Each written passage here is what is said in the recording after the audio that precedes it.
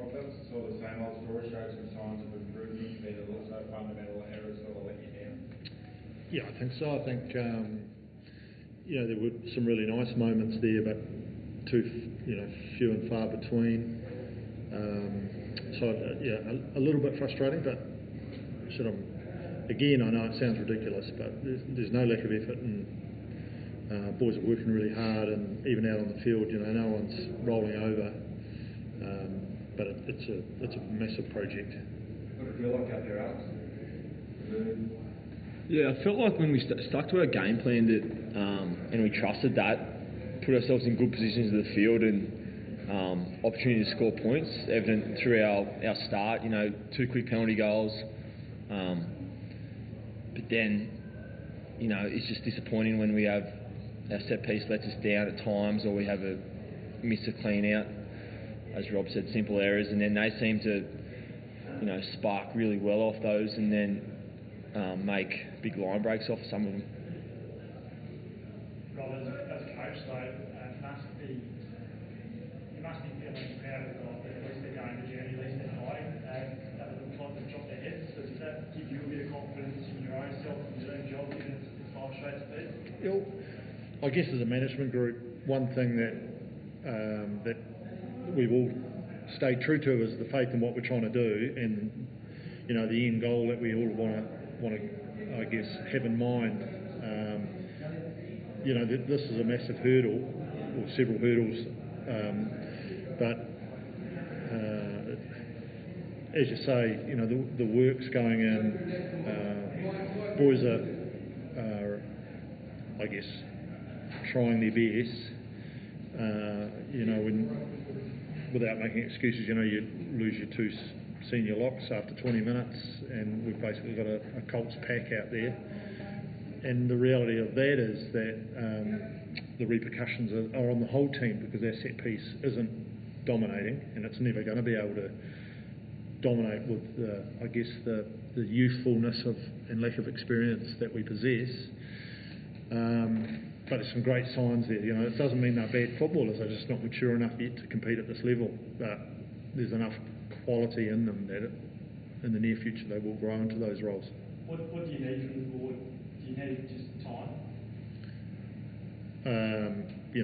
I guess we need resources, and we need we need to strategically recruit in a couple of areas so that the organisation can move forward more quickly than just relying on the youthful guys to come through. So it's a combination of time, combination of a really quality recruitment strategy, and aiming high. And it was about a month ago that you said, if it's in the best interest for me to go, I'll go. But do you passionately want to stay in the job, and do you want the board to allow you to give yourself the time to see your contract through, not just this year, but next 2? Oh yeah, I love what I'm doing. I guess with the initial stages was when I was brought in was, could I bring a young group through? Of course I can. I think I would back my record against anyone there to be able to do that. But you do need to have a combination of youth surrounded by experience, and if we look back to round 1 when we play the Reds, and that was going to be a great contest, and we lose our captain in 9, and we lose our midfield pairing, 1 for the season, 1 for 5 weeks. On the back of that, we ended up with a massive bump against the Brumbies a week later, because we hadn't really had time with the combinations coming together. So there's a whole lot of issues that have, I guess, culminated in what now is I guess, a pretty ugly, very ugly looking run of games. But as I say,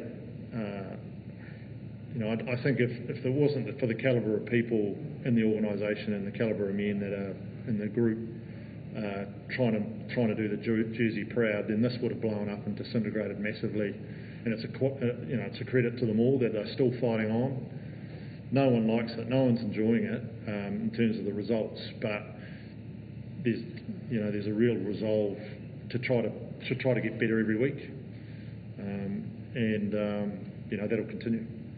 Rob, you spoke a lot about the players and their feelings and how it's difficult for them to deal with it, but you're the coach and you sort of take a lot of responsibility. How does that deal with you? Like, does that take a toll on you, and how's that been compared to other points in your career?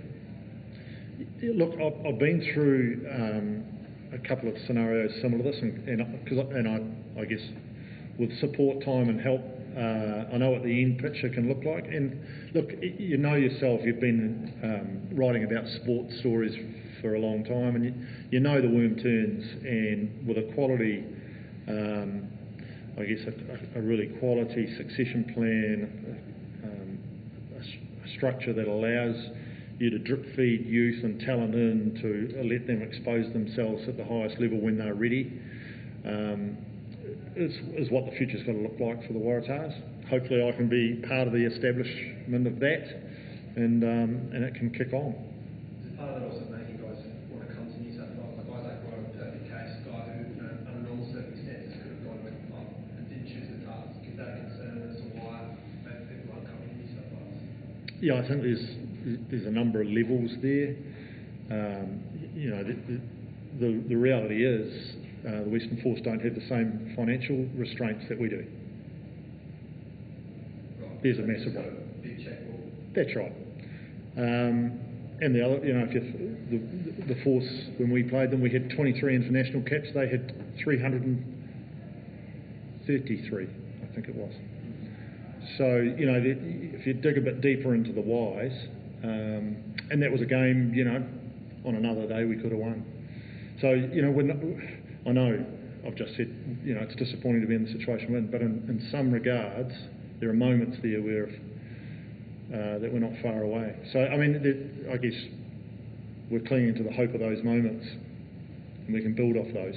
The injuries to your two blocks, what is the status then of Waratahs as well? And you must just also think to yourself, how is this possible to lose so many guys in key positions constantly? Yeah, I mentioned the other day, I think we've got more moon boots in our place than NASA. It's just ridiculous, the amount of high ankle sprains and ankle injuries and foot issues that we've got. Things come in waves. Been through cycles like this before. This would probably be one of the worst injury-wise that we've had, that I've certainly had to deal with. But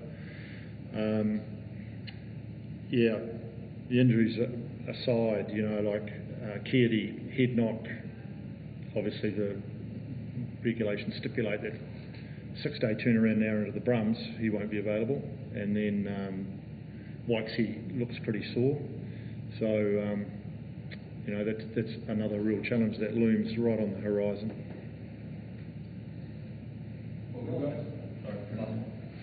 To get that experience, there's a large pool of Australian players overseas.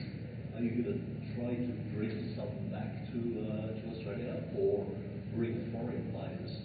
Yeah, we've been, I think Paul Dawn's done a fantastic job in really, I guess, re-establishing a strong relationship with Rugby Australia and Scott Johnson and Tomo there, who have a great handle on all the players that are around and who are looking to come back. So we're working hard with them to try to, I guess, re-establish the quality of player that we need here to help bring on some of these young, talented individuals that we do have. Those sorts of things are never, not done in isolation. Yeah. Are you optimistic that Scott Johnson and Adrian Johnson will be able to achieve that and kind of help not just direct players to Force at the moment, but to the talent? Yeah, I think it'd be fair to them. I don't think they're just directing them there, but they've got some pretty nice carrots dangling out there to entice players across there. So, and we're not in that position. We just have to make sure that in some ways that we're playing a brand of rugby that's successful and that people want to be a part of. The culture's one that people want to be a part of and want to, I guess, contribute to the legacy. And on the back of that, have enough money at the end of the day, because that's where the rubber hits the road, to be able to ensure that the ones that we're targeting are financially remunerated appropriately and don't feel as though they're missing out by coming here. All good. Thanks, guys. Thank you. Thanks, guys. You guys won.